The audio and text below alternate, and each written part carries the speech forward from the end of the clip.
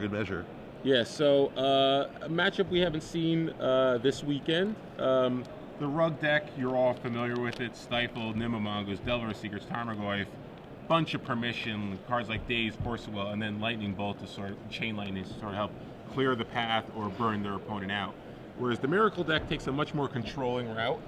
It has, I mean, since it has some, as a Lightning Tutor, it has a lot more one-ofs in the enchantment side of things. It certainly is attacks from a lot of different angles.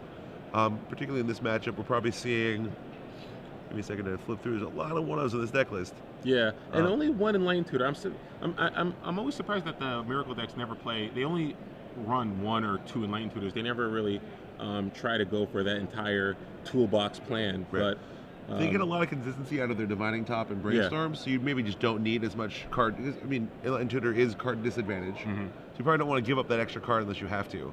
Well, the good news is Counterbalance is very good against Rug, and Rug does not have access to Abrupt Decay. Yep. So if Dan's able to resolve an early Counterbalance, it could spell trouble for Tannon. Absolutely. But here we see him taking a mulligan here on the, it looks like on the draw.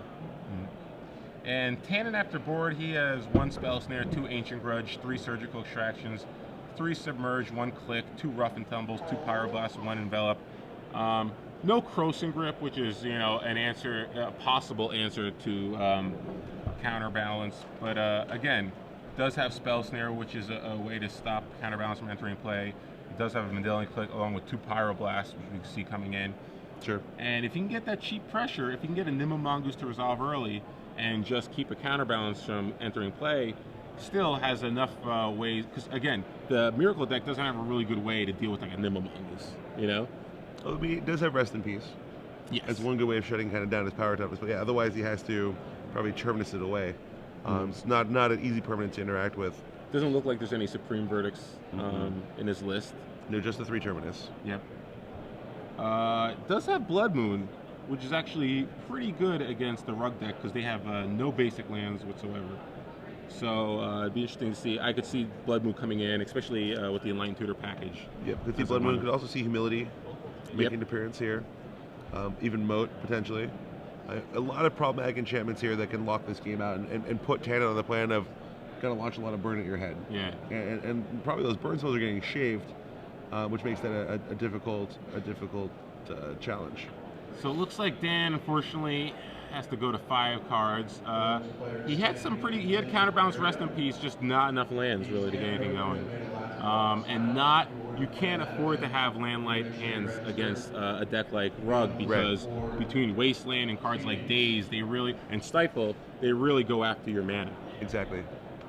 So Dan going to 5 cards, he's gonna have an uphill battle, but again, he has some powerful cards that can be very frustrating for Tannon to deal with. Sure, I mean he has cards that can win the game on their own, which is what you want when you're on 5 cards. Is you can play to those outs, and you don't have to play this kind of 1-for-1 kind of game.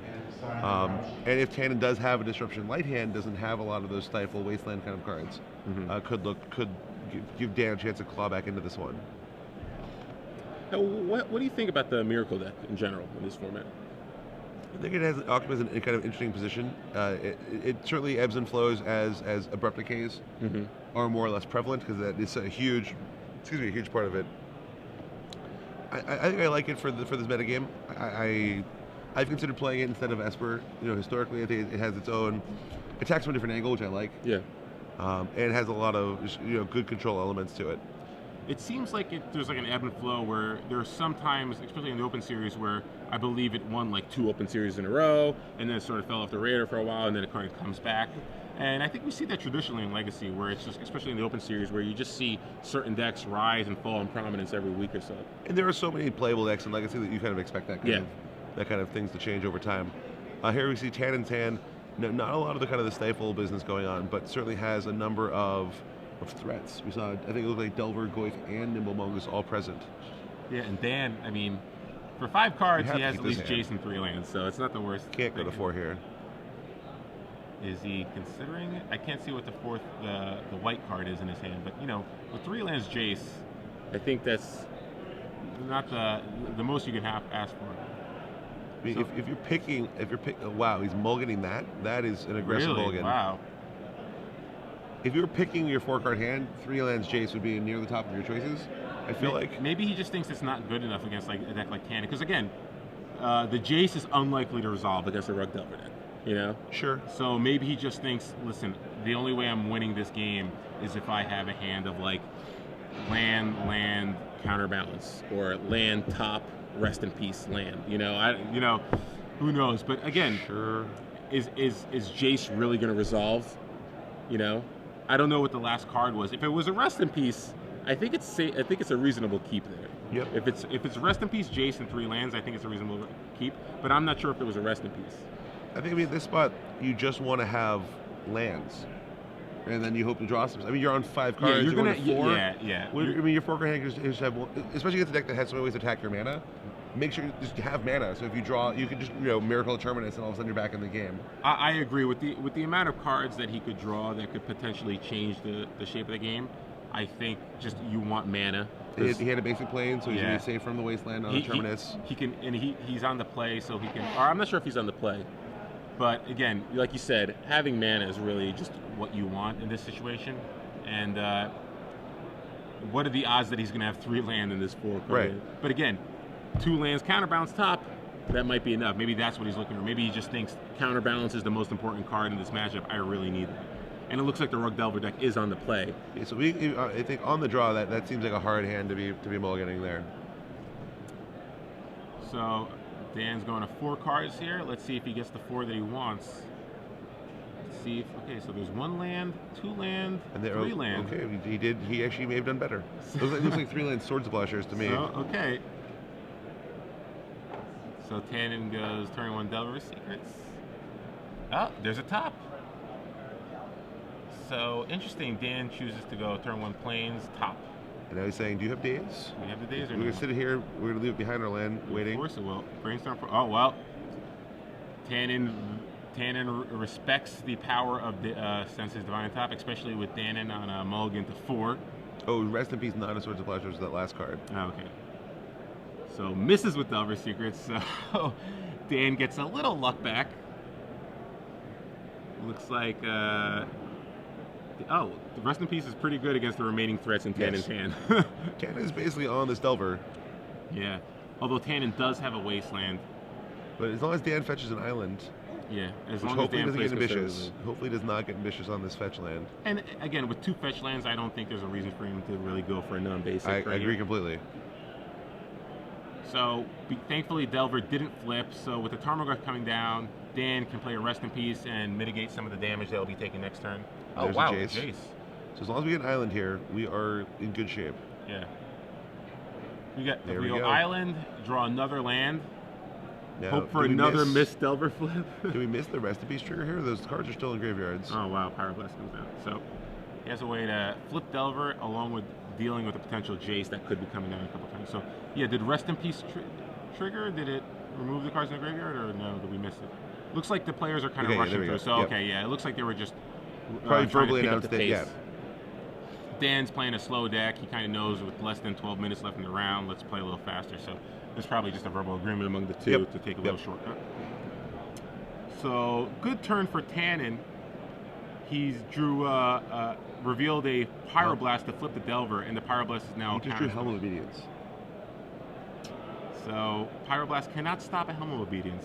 We should bring up Helm of Obedience here on the screen. It's certainly when his a good win condition in this spot. It's one of the few get ways things he done has quickly. to actually. Okay. Does not exercise that Tarmogoyf. Okay, so he has a 4th land. Does Tannon have a counterspell? I believe he drew a blue card this turn. It's a spell stand. They will not be able to stop it. So, Helm of Obedience is threatening with Helm of Obedience with Rest in Peace is threatening to win the game for Dan next turn unless Tannon's able to find an answer. Because of Helm of Obedience's ability, he's able to put the top card of target Tannon's library into the graveyard until he reveals a creature card, but they don't go into the graveyard. They're all removed from the game because of Rest in Peace. So effectively, he will just be milling Tannon's library. Yep. So amazingly enough, off a mulligan to 4, Tannon might not be able to win this game. Ancient Grudge? Does he have an Ancient answer? Grudge. No, Stifle. he does have a Stifle. Buys him another turn. So buys him a turn. And he's hitting for only for 4 though, and Dan is at 10. That Rest in Peace is very important right here. So, all right. Drops to 6 now. Draws another land. Tries to activate, stifle it. All right. Okay, does he? Can he draw another stifle to buy himself another turn, or an ancient Stifle or a grudge? bolt or a grudge. This is an exciting draw step. Ponder. All right, makes it a little more We're exciting. still live, boys. We're still live here. We're still live. All right, so we All need right. to find. Let's see. One, daze, ponder. All right. Gets the shuffle. We still have a shuffle. You have a shuffle, or he could draw the brainstorm. Well, no. No, you don't want to draw the brainstorm. You got to shuffle here. You got to shuffle because you don't have Doing enough it. mana. I like him doing it face up. You know, wait, we're Whoa, conceding. We're not shuffling. Why would you not shuffle? Maybe he boarded all his lightning bolts. Maybe he doesn't have another stifle or bolt in his deck. That's. What was he looking for there? I don't understand why Maybe we he didn't shuffle had, there. Yeah, maybe he just had the ancient grudge. Maybe his only out was ancient grudge, and he didn't have mana to cast it anyway. His only out was maybe, I don't know. That's strange. He may have just forgotten to get to the shuffle. He may have thought he was brainstorming. Yeah, maybe. Well, either way, Dan pulls it out. What an exciting game that was. Exciting game. Off of Mulligan to 4, much more exciting than we expected, I think. Definitely. You know? Again, we were questioning the Mulligan to 5. We were questioning the Mulligan to 4, but it turned out Dan knew exactly what he wanted. He's like, all right, I need a rest in peace. Yep. That's very important. I need a top. And even though the top wasn't able to resolve, which again, Tannon chose to force a will, that top on turn 1. Yep.